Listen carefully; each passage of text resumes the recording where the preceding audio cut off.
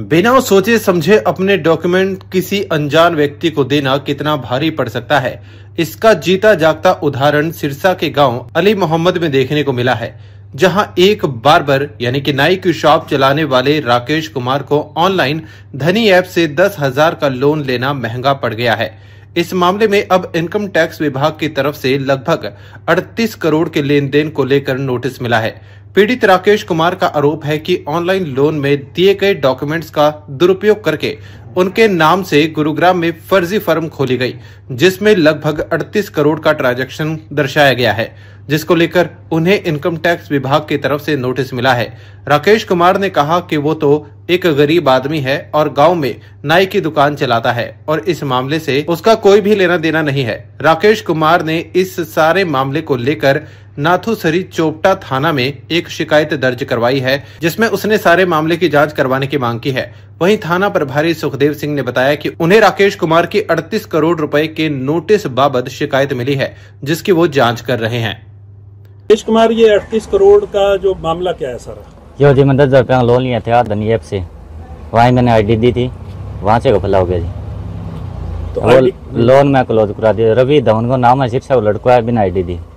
मेरा गांव को लड़का देवेंद्र खटोड़ है, बिना आगे आईडी दी, बिना देवेंद्र खटोड़ कोई कसूर को नहीं।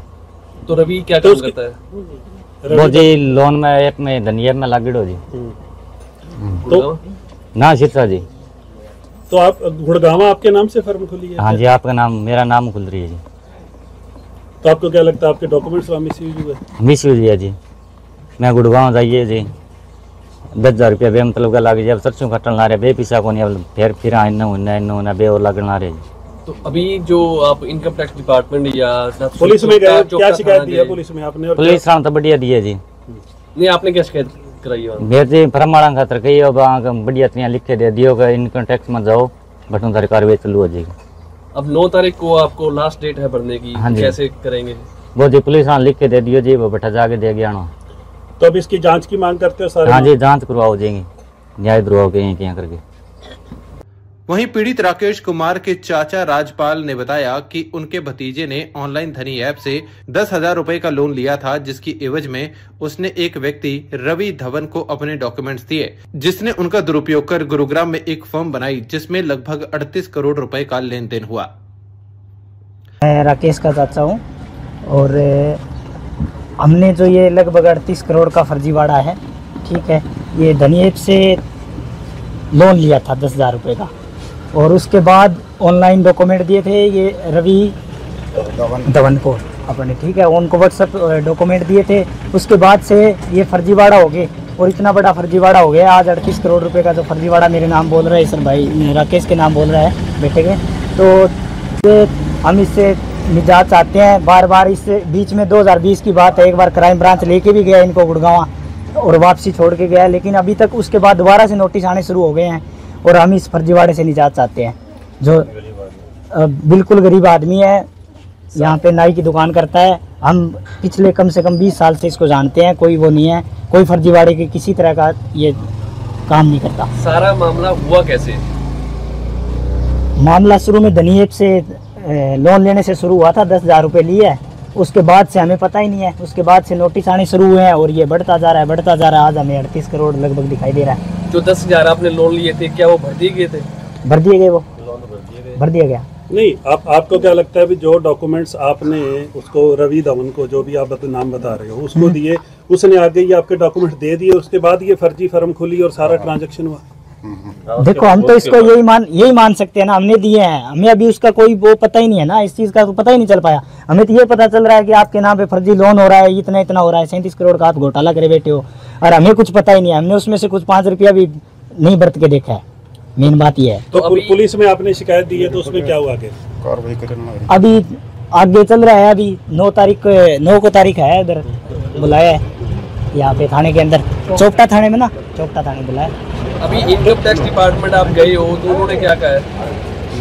वही था उस टाइम, तो थोड़े जो शुरुआत में गुड़गांव की बात बता रहा हूँ मैं, उस टाइम पूछताछ हुई और छोड़ दिया, लेकिन उसके बाद भी निजात तो नहीं हुई ना। उसके बाद आज दोबारा से वही है, मेरे पास ये लेटर आ रहे हैं, कागजात जो मैं आपको दिखा देता हूँ, कागजात दे रहे हैं, ये बार बार लेटर दे रहे हैं और मुझे परेशान कर रहे हैं। कभी पुलिस के नोटिस आ रहे हैं, तो अब आप साइबर क्राइम से आ रहे हैं। तो अब आप क्या मांग करते भी इसकी सारे की जांच होनी चाहिए भी, आपके कागज डॉक्यूमेंट्स कहाँ से चोरी हुए, कैसे गए, क्या टोटली जांच होनी चाहिए और मेरे को परेशान किया जाना बंद होना चाहिए। मेन तो यह है कि मैं जिस चीज़ का जिम्मेदार ही नहीं हूँ उस चीज़ के लिए क्यों ये सब किया जा रहा है। इसको परेशान नहीं किया जाना चाहिए किसी भी हाल में, चाहे वो किसी तरह से निजात दिलाए। हम मीडिया से भी यही गुजारिश करते हैं कि वो इसमें हमारा सहयोग करे और हमें इसमें न्याय दिलवाए। जो लोग इस तरह से ऑनलाइन ऐप या और तरह से अपने डॉक्यूमेंट्स देकर लोन लेते हैं और उनके डॉक्यूमेंट्स आगे कहीं ना कहीं मिसयूज होते हैं, उनको क्या कहना चाहेंगे? यही है कि भी इस तरह की जो ऑनलाइन ऐप है उनसे नहीं लेना चाहिए, यही है। इससे तो फिर और क्या करें लोन। अब वही तो है जी, अब क्या बता नहीं सकते ना इस चीज़ का कि उन्होंने किया, कैसे हुआ है, कैसे हो रहा है, पता ही नहीं है। कागज कहीं भी किसी के भी यूज हो सकते हैं। इस हिसाब से तो आज ये भाई राकेश फंसा है, कल मैं फंस जाऊंगा, परसों कोई और फंस जाएगा। ये तो बहुत गलत हो रहा है, हर किसी के साथ कोई भी फंस जाएगा इसमें। जिसने 10,000 रुपये भरते हैं वापसी दे दिए हैं, उसके बावजूद उसको 37 करोड़ के घोटाले में फंसाया जा रहा है। क्राइम ब्रांच के नोटिस आ रहे हैं। कभी अब आपको किस तरह की परेशानी हो रही है, किस तरह से आप मानसिक परेशान है इसको लेकर के? मानसिक मैं सो ही नहीं पा रहे हैं जी। राकेश इतने दिन से परेशान है, वो कितने दिन से, पिछले से कई दिनों से परेशान है और लगभग ये लगा लो 2020 से परेशान है वो। और बेफिजूली में उसका खर्च लग रहा है। कभी गुड़गांव जाना पड़ रहा है, कभी यहाँ चोपटा जा रहा है, कभी सिरसा जा रहा है, कभी कहीं घुमाई हो रही है उसकी, उसका काम घर ही नहीं चल पा रहा उसका, उसको परेशान किया जा रहा है। इस मामले में नाथूसरी चोपटा के थाना प्रभारी सुखदेव सिंह ने बताया कि 38 करोड़ रुपए के इनकम टैक्स नोटिस से संबंधित राकेश कुमार ने थाना में शिकायत दी है, जिसमें उसने कहा है कि इस मामले में उसका कुछ भी लेना देना नहीं है। सुखदेव सिंह ने बताया कि इस मामले की जांच की जा रही है और जो भी तथ्य सामने आएंगे उसी के अनुसार आगे की कार्रवाई की जाएगी। सर, एक अली मोहम्मद गांव के जो बार्बर है उसने शिकायत दी है 38 करोड़ का उनको इनकम टैक्स का नोटिस आया है। सर क्या है मामला? जी, राकेश कुमार अली मोहम्मद से उन्होंने दरखास्त दी है कि मेरे जो डॉक्यूमेंट्स हैं, पहचान पत्र जो भी हैं, उनको मतलब इस्तेमाल करके गलत तरीके से कोई फर्म बना के और ये कार्रवाई की है, जिस संबंध में हमारे पास परिवाद आई है, जिसकी हम जांच कर रहे हैं। जांच में जो भी फैक्ट आएंगे, तथ्य आएंगे, उसके हिसाब से कानूनी कार्रवाई की जाएगी। तो उसने अपनी शिकायत नहीं पाया गुड़गांव के कुछ लोगों ने उसके दस्तावेज का गलत इस्तेमाल करते हुए फर्जी फर्म बना करके ट्रांजेक्शन की जी, उसके बारे में भी जांच चल रही है। जो भी जांच में सामने आएगा, फैक्ट आएंगे, उस हिसाब से कानूनी कार्रवाई करेंगे। क्या शिकायत दी गई है राकेश कुमार की तरफ से? राकेश कुमार ने यही शिकायत दी है, भाई मेरे 38-39 करोड़ का नोटिस मिला है, जिसका 9 तारीख को मेरे को जवाब देना है, जिस संबंध में मतलब मेरे जो डॉक्यूमेंट्स है, पहचान पत्र जो भी डॉक्यूमेंट्स है, उनको गलत तरीके से इस्तेमाल करके मैंने इस प्रकार के कोई भी लोन या कोई भी चीज़ नहीं ली है। किसी और ने फर्जी तरीके से फर्म बनाकर और ये डॉक्यूमेंट्स मेरे यूज़ करके गलत तरीके से और ये कार्रवाई करी है, जिसकी जांच हम कर रहे हैं। जांच में जो भी फैक्ट आएंगे उस हिसाब से कानूनी कार्रवाई करेंगे।